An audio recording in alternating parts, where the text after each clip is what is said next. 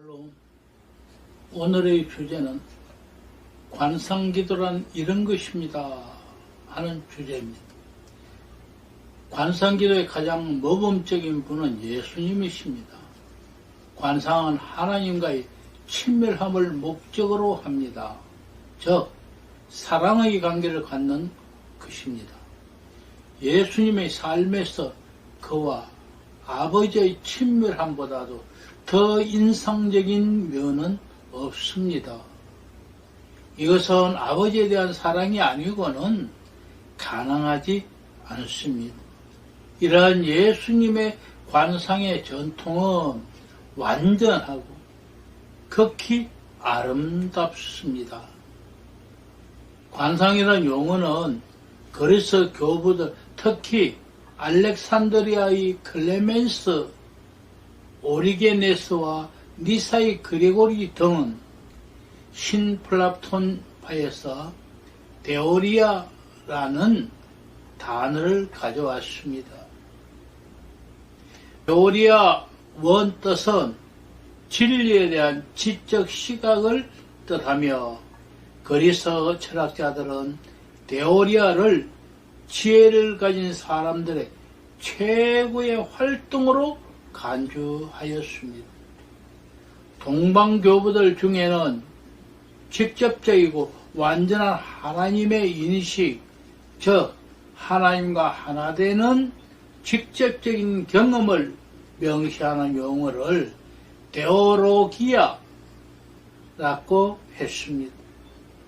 교부들은 기술적인 용어인 데오리아에서 사랑을 통하여 얻어지는 일종의 경험적인 지식이라는 뜻의 히브리어 다스의 뜻을 가미했습니다. 이 다스의 뜻을 가미한 것으로 확대 이해한 데오리아를 후에 알렉산드리아의 클레멘스가 실체의 내면을 바라보는 것을 의미하는 라틴어 컨템플레이션으로 번역하였고, 이 뜻이 기독교 전통으로 내려왔습니다. 이러한 어원으로 유추해 볼 때 컨템플레이션이란 사고에 의한 분석적인 하나님의 경험이 아니라 주체와 객체가 하나가 되는 하나님의 임재 체험과 관련된 말입니다. 관상기도의 의미를 파악하기 위해서는 먼저 기도의 구성기도, 묵상기도, 관상기도 또는 관상을 살펴보아야 합니다. 관상기도는 마음과 의지의 기도입니다.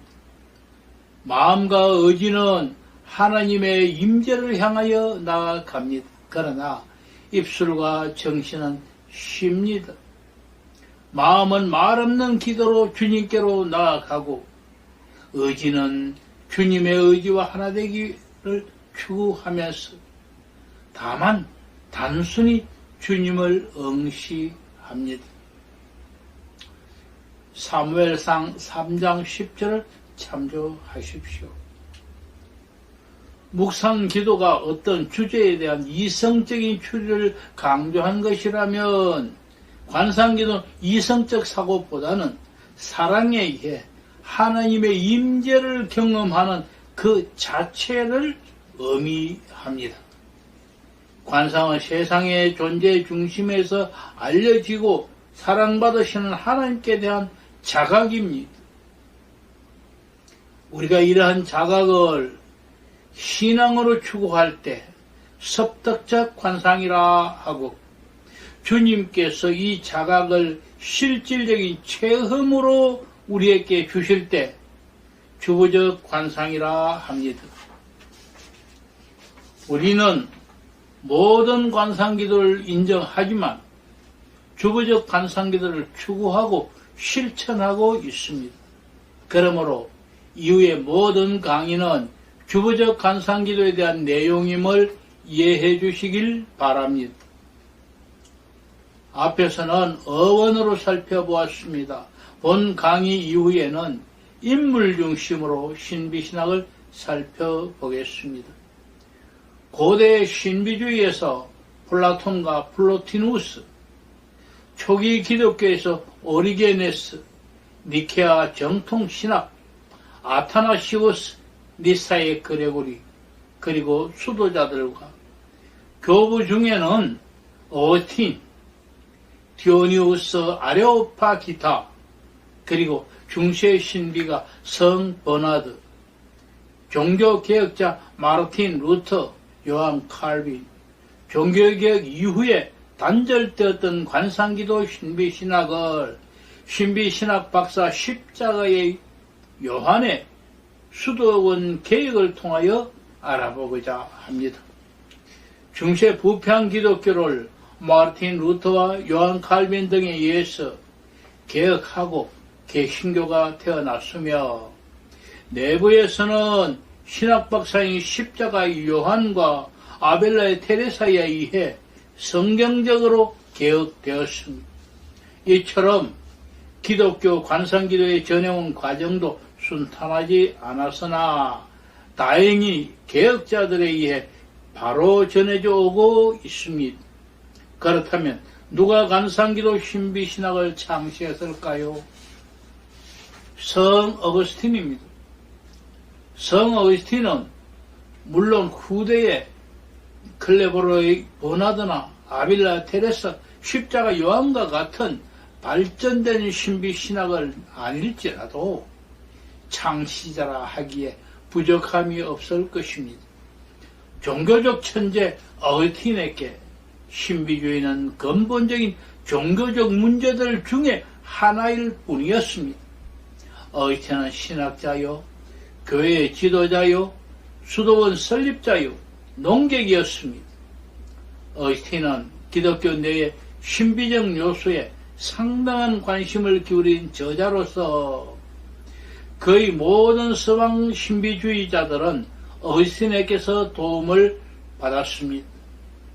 이러한 의미에서 어거스틴은 신비주의자일 뿐만 아니라 버틀러는 신비주의자들의 왕이라 했으며, 존 버나드는 기독교 신비주의 아버지라 불렀습니다.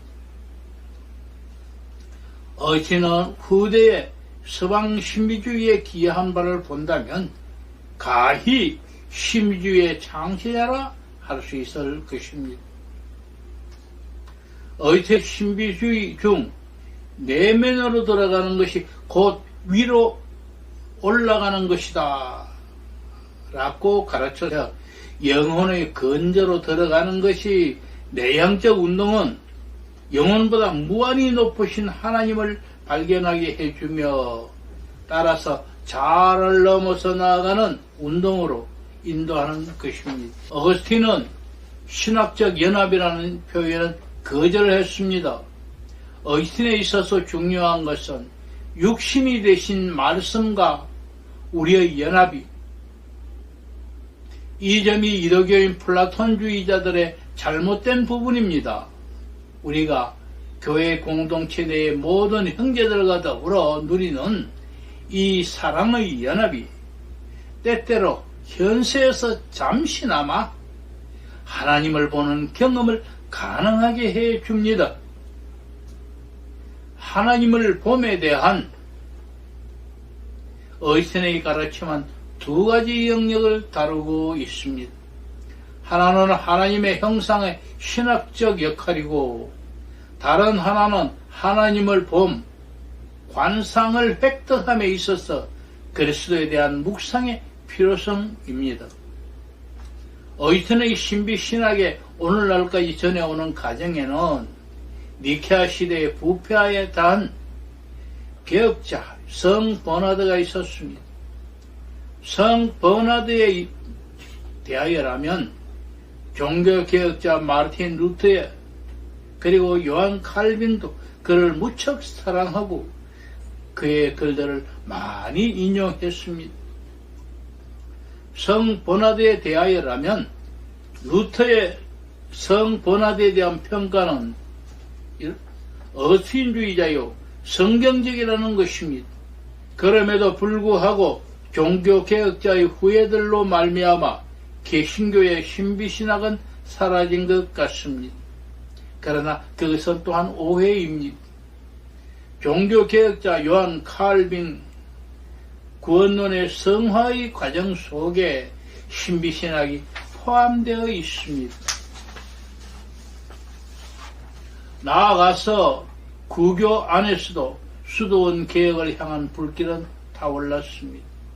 이와 같은 간상기도의 흐름이 있었으며 우리는 신비신학 박사 십자가 요한의 주부적 관상기도를 다룰 것입니다. 이제 관상기도 신비신학을 강의할 때 처음부터 시작하지 않고 종교교육과 신비신학을 먼저 강의하고 그 다음에 성 버나드 그리고 처음으로 돌아가서 고대 신비주의부터 십자가 요한에 이르기까지 강의하겠습니다.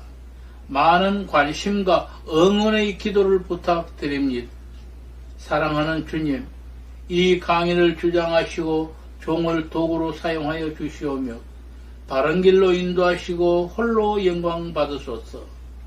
모든 성도가 하나님을 본 관상에 이르고 하나님을 체험하도록 인도해 주시옵고 영광 받으소서. 예수님의 이름으로 기도합니다. 아멘.